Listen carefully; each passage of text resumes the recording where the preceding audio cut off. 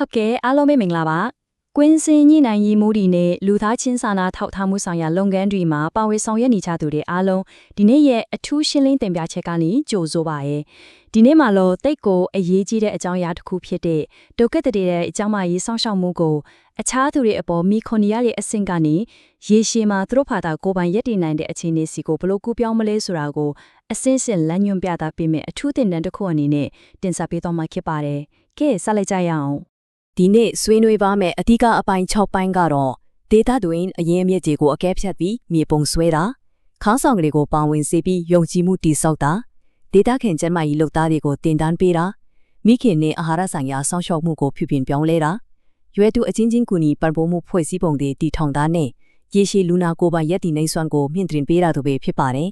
ပထမဆုံးအပိုင်းတစ်အနေနဲ့ဒေတာတေးမှာရှိပြီးသားအရင်အမြစ်တွေကိုအကဲဖြတ်ပြီးမြေပုံဆွဲတဲ့ကြောင်ကိုကြည့်လိုက်ရအောင်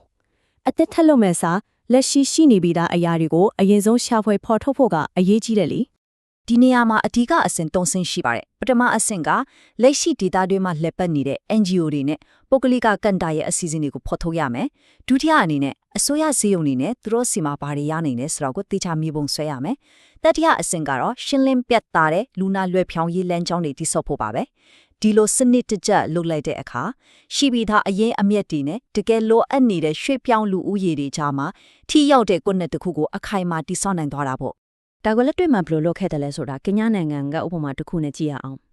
Ubuntu Health Circle က David Dinuze ကပြောခဲ့လဲဆိုရင်သူတို့ဟာဒုက္ခတီတီကိုဝန်ဆောင်မှုပေးနိုင်တဲ့စီးရုံတွေကိုဖော်ထုတ်ပြီးဆက်သွယ်ရမယ့်အချက်လက်တွေရယူဖို့လူဖွဲ့စည်းဆိုင်ရာမြေပုံဆွဲခြင်းကိုတကယ်ပဲလှုပ်ဆောင်ခဲ့တယ်လို့ဆိုပါတယ်။ဒါဟာစာရွက်ပေါ်က theory တက်မဟုတ်ဘဲဒုက္ခတီတီကိုလက်ရှိကျမရဲ့အခြေခံအစောက်အုံတွေနဲ့တိုက်ရိုက်ချိတ်ဆက်ပေးလိုက်တဲ့လက်တွေ့ကျတဲ့ခြေလှမ်းပါပဲ။ Okay အပိုင်းနှစ်ကိုဆက်သွားရအောင်ခေါင်းဆောင်တွေကိုပါဝင်စေပြီးယုံကြည်မှုတည်ဆောက်ခြင်းပါပဲဒီအပိုင်းမှာတော့ဒုက္ခတွေစေကူတာမှုခံယူဖို့ကြိုးစားတဲ့အခါတရားလေးရှိတဲ့စနစ်တကျအလံညွှန်မှုဆိုင်ရာအတားအဆီးတွေကိုဘယ်လိုကျော်လွှားမလဲဆိုတာအာရုံစိုက်သွားပါမယ်တကယ်တော့လူဖွဲ့စည်းမှာအမစ်တွယ်နေပြီးသားဖွဲ့စည်းပုံတွေနဲ့လက်တွဲလောက်တာကအရန်ကိုထိရောက်ပါတယ်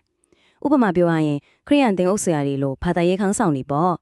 ့သူတို့ကိုကျမရေးဆိုင်ရာလမ်းညွှန်မှုတွေနဲ့တရင်အချက်လက်တွေအတွက်ပထမဆုံးဆက်သွယ်ရမယ့်သူတွေအဖြစ်ပါဝင်လာအောင်လှုပ်ဆောင်ရမှာမယ်ဒုက္ခတွေတွေကအစားအစိမ့်သက်သက်စင်းုံတောင်းရတာထက်ကိုယုံကြည်ရတဲ့ခေါင်းဆောင်တွေကတဆိုင်သွားရတာကအများကြီးပို့ပြီးစိတ်ချလက်ချရှိစေတယ်လေဒီလိုစဉ်းစားကြည့်ပါရှုပ်ထွေးတဲ့အစိုးရစနစ်ကြီးထဲမှာအကူအညီလိုနေတဲ့သူတယောက်တည်းကိုတွားခိုင်းလိုက်မယ်ဆိုရင်ညှင်းပယ်ခံရမလားဆိုတဲ့အကြောက်တရားတွေဝင်လာပြီးလိုအပ်တဲ့စောင့်ရှောက်မှုတွေနှောင့်နှေးသွားနိုင်ပါတယ်ဒါပဲပဲခုနကပြောသလိုယုံကြည်ရတဲ့လူဖွဲ့စည်းခေါင်းဆောင်တွေကတဆင့်သာချင်းကပ်မယ်ဆိုရင်တော့လူနာတွေအတွက်ယုံကြည်မှုတွေအများကြီးတိုးလာစေပြီးအချိန်မီကုသမှုရဖို့တည်ချသွားစေပါတယ်အဖော်အဖြစ်လမ်းညွှန်ပေးမဲ့သူရှိတာကတကယ်ကိုကွာခြားသွားစေတာပါအခုအပိုင်း3ကိုရောက်လာပါပြီဒီသားခံကျမရေးလူသားတွေကိုတင်တန်းပြီးချင်းရှိပါတယ်ဒီမှာတော့ရွှေပြောင်းလာသူဒီထေကနေကျွမ်းကျင်မှုရှိတဲ့သူတွေကိုဖော်ထုတ်ပြီးစွမ်းဆောင်ရည်မြင့်တင်ပေးမယ့်အကြောင်းဆွေးနွေးပါမယ်စဉ်းစားကြည့်အောင်ပြင်ပကလာတဲ့ NGO ဝန်ထမ်းတွေနဲ့ယာယီစွမ်းဆောင်ရည်ပေါက်ကိုပဲအမြဲတမ်းမိခုံနေလို့ဖြစ်ပါမလားမဖြစ်နိုင်ဘူးလေဒါကြောင့်ရိုးရပုံစံကနေခွဲထွက်ပြီးလူဖွဲ့စည်းကဥဆောင်တဲ့ပုံစံကိုပြောင်းလဲဖို့လိုလာပါတယ်ဆိုလိုတာကနေရာပြောင်းရွှေ့ခံရသူတွေထဲမှာပါလာတဲ့ကျွမ်းကျင်သူနာပြိုတွေသားဖို့ဆရာမတဲ့လူမျိုးတွေကိုရှာဖွေဖော်ထုတ်ပြီးလုပ်ငန်းခွင်တွေကိုတားရိုက်ပေါင်းဆက်ထည့်သွင်းပေးတာဟာရေရှည်တည်တံ့မှုအတွက်အခြေခံကြကြကိုပြောင်းလဲမစေတဲ့အချက်ပဲဖြစ်ပါတယ်ဒီလိုပေါင်းဆက်လိုက်တဲ့လူထုကြားမရဲ့လှုပ်သားတဲ့အနေနဲ့ဘာဒီလုံးဝမလဲဆိုရင်ငှက်ဖျားအဆုတ်ရောင်ယောဂနဲ့ဝမ်းပြက်ဝမ်းလို့ယောဂတွေကိုကုသပေးတာအိမ်တိုင်ရာရောက်အာဟာရစစ်ဆေးပေးတာပြီးတော့မိခင်နဲ့မွေးကင်းစကလေးကြားမကြီးကိုစောင့်ကြည့်စစ်ဆေးပေးတာစတဲ့အရေးကြီးတဲ့တာဝန်တွေကိုယူရပါတယ်ဒီလိုလုပ်ပေးတာကဗဟိုစေယုံစေခန့်ဒီရဲ့ဝမ်းဖြစ်မှုကိုလျှော့ချပေးနိုင်တယ်လို့လူနာတွေကိုလည်းခီးဝေးတွားရမယ်ဒုက္ခကနေကက်တင်ပေးလိုက်တာပါပ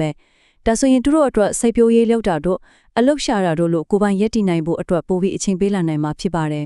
အပိုင်း၄ကတော့မိခင်နဲ့အာဟာရဆိုင်ရာစောင့်ရှောက်မှုကိုပြုပြင်ပြောင်းလဲခြင်းအကြောင်းမှာအချက်အတည်းဖြစ်နေတဲ့ဒေတာတွေမှာမိခင်အာဟာရနဲ့မိခင်နို့တိုက်ကျွေးရေးအတွက်စီးပွားဆိုင်ရာကြားဝင်ဆောင်ရွက်မှုတွေကိုမဖြစ်မနေလိုက်လျောညီထွေဖြစ်အောင်ပြင်ဆင်မှုလိုအပ်ချက်ကိုအာရုံစိုက်ထားပါတယ်ဒီနေရာမှာ MMR လို့ခေါ်တဲ့ကလင်းကလေးတွေနဲ့ရင်းနှီးတဲ့နေရာတွေဖန်တီးပေးတဲ့ချင်းကပ်မှုကအရာကိုအကြီးကြီးပါတယ်စဉ်းစားကြည့်ပါနေရဆွန်ခွာရတဲ့ဖယိုဖယအချင်းတွေကြားမှာမိခင်တရားဝင်နို့တိုက်ကျွေးနိုင်စွမ်းနဲ့အာဟာရပိုင်းဟာဘလို့တော့ထိခိုက်နေမလဲဆိုတာဒါကြောင့်အကြက်ကြိုက်တွေကြားမှာမိခင်တွေကအချူပြုအာဟာရချိုးတယ်မှုစစ်ဆေးတာတွေမိခင်နို့တိုက်ကျွေးပေါက်ပုံမှုတွေရနိုင်မယ်ဘေးကလွန်ကျုံတဲ့တီးတက်နေရာလေးတွေဖန်တီးပေးဖို့လိုအပ်လာတာဖြစ်ပါတယ်ဒါကတကယ်ရောဖြစ်နိုင်ပါမလားလို့တွေးစရာရှိပါတယ် အာဖဂန်နစ္စတန်နိုင်ငံဘယ်မီယန်ဒေသကဥပမာကိုကြည့်လိုက်ပါအဲ့ဒီလိုအလွန်ဝေးကွာပြီးပဋိပက္ခတွေပြင်းထန်နေတဲ့ဒေသမျိုးမှာတောင်လူဖွဲ့စည်းညံပိုးပေါင်းပြီးတားဖွားဆီယာမတွေတာဥဆောင်လိုက်တဲ့အခါကလေးငယ်တွေနဲ့ရင်းနှီးတဲ့နေလာတွေကိုအခက်အခဲတွေကြားကနေအောင်မြင်စွာတည်ထောင်နိုင်ခဲ့ပါတယ်ဒါဟာဘလို့ပဲခက်ခဲတဲ့အခြေအနေဖြစ်ပါစေလူဖွဲ့စည်းနဲ့တေချာပိုးပေါင်းရင်အထူးပြုမိခင်ကျမ်းမာရေးဆောင်ရှောက်မှုကိုထိထိရောက်ရောက်လုပ်နိုင်တဲ့ဆိုတာကိုတက်တည်ပြနေတာပါပဲကဲအပိုင်း9ကိုဆက်သွားကြစို့ရွယ်တူအချင်းချင်းကူညီပံ့ပိုးမှုဖွဲ့စည်းပုံများတည်ထောင်ခြင်းမှာ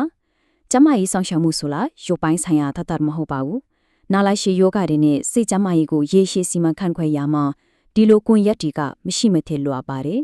ဒီလိုဖွဲ့စည်းတဲ့အခါဘယ်လိုအုပ်စုတွေကိုအဓိကထားရမလဲဥပမာစိတ်ထိုင်ရာကိုရင်ဆိုင်နေရတဲ့တကိုယ်ရီမိခင်တွေစိတ်ပိုင်းဆိုင်ရာအပြောင်းလဲများတဲ့လူငယ်တွေနဲ့စကြောထက်တီ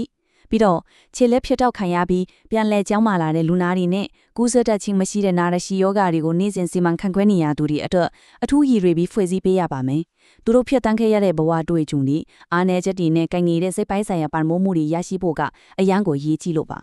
တကယ်တမ်းမှာခြေလက်ဖြစ်တော့ခံရတဲ့လူနာတွေကိုသူတို့လိုပဲအလားတူတန်ရာမျိုးရခဲ့ပေမဲ့အခုအချိန်မှာကောင်းမွန်စွာရှင်သန်နေတဲ့ရွယ်တူလမ်းညွှန်ပေးသူတွေနဲ့ချိတ်ဆက်ပေးလိုက်ခြင်းရဲ့စွမ်းအားဟာအလွန်ကြီးမားပါတယ်။တန်ရာလူနာတွေအတွက်ဒီလိုတွေးလိုက်ရတာဟာငါတို့လည်းရေရှည်မှာပလက်လဲကောင်းမွန်လာနိုင်တယ်ဆိုတဲ့သက်ရှိတင်ရှာသက်တည်ပါပဲ။ဘဝကိုပြောင်းလဲသွားစေလောက်တဲ့တန်ရာတွေရပြီးနောက်ပိုင်းမှာတောင်းဆက်လက်ရှင်သန်ရည်တည်ဖို့ကြီးမားတဲ့တွန်းအားတစ်ခုဖြစ်သွားစေပါတယ်။နောက်ဆုံးအပိုင်း6ကိုရောက်လာပါပြီ။ရေရှည်လူနာကိုပိုင်ရည်တည်နိုင်စွမ်းကိုမြင့်တင်ပေးခြင်းပါ။ဒါဟာကျွန်တော်တို့အားလုံးရဲ့အန်ဒီမကြီးမှန်းချက်ပါပဲ။ကျမရဲ့ဆောင်ရှောက်မှုဖွဲ့စည်းပုံတစ်ခုလုံးကိုဒီထက်ခံလူဖွဲ့စည်းစီအပြီးတိုင်းလွှဲပြောင်းပြီး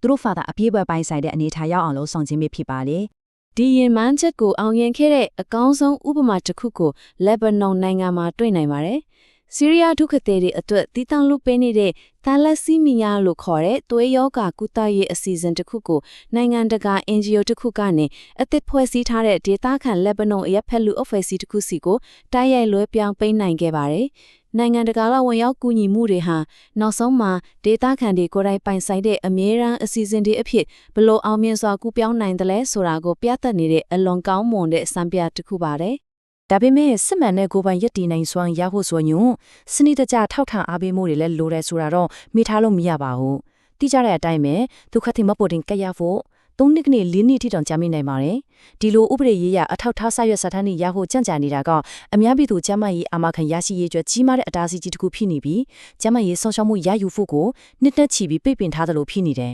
။ဒါကိုလည်းကျွန်တော်တို့ထည့်သွင်းစဉ်းစားဖို့လိုပါတယ်။အခုဆိုရင်ကျွန်တော်တို့ရှင်းလင်းတင်ပြချက်ရဲ့နှီးကုံချုပ်ကိုရောက်လာပါပြီ။ဒါကြောင့်လက်ရှိလှုပ်ဆောင်နေတဲ့လူသားချင်းစာနာထောက်ထားမှုဆိုင်ရာကူညီပံ့ပိုးမှုတွေဟာယာယီတက်တာခွင့်လေးကိုပဲဖန်တီးပေးနေတာလား။ဒါမှမဟုတ်အမြဲတမ်းကိုယ့်အကိုကိုနိုင်စွမ်းအတွက်အခြေခံအုံမြစ်ကိုတကယ်ချမှတ်ပေးနေတာလားဆိုတာကိုကျွန်တော်တို့ကိုပြန်မေးရပါတော့မယ်။ဒီနောက်ဆုံးမေးခွန်းလေးကအနာဂတ်အစီအစဉ်တွေဆုံးဖြတ်ရမှာလမ်းညွှန်ချက်တစ်ခုဖြစ်ပါစေလို့စံတားပြုပါတယ်။ကျမရေးဆိုင်ရာချောင်းဝင်းဆောင်ရွက်မှုတိုင်းဟာလူဖွဲ့စည်းရေးစစ်မှန်တဲ့လွတ်လပ်စွာရည်တည်နိုင်မှုစီကိုတွားတဲ့ခြေလှမ်းတစ်ခုဖြစ်လာစေဖို့တိုက်တွန်းရင်ဒီရှင်းလင်းတင်ပြချက်ကိုအဆုံးသတ်လိုက်ပါတယ်။အားလုံးပဲအချိန်ပေးပြီးလေ့လာကြည့်ရှုပေးတဲ့အတွက်ကျေးဇူးအများကြီးတင်ပါတယ်။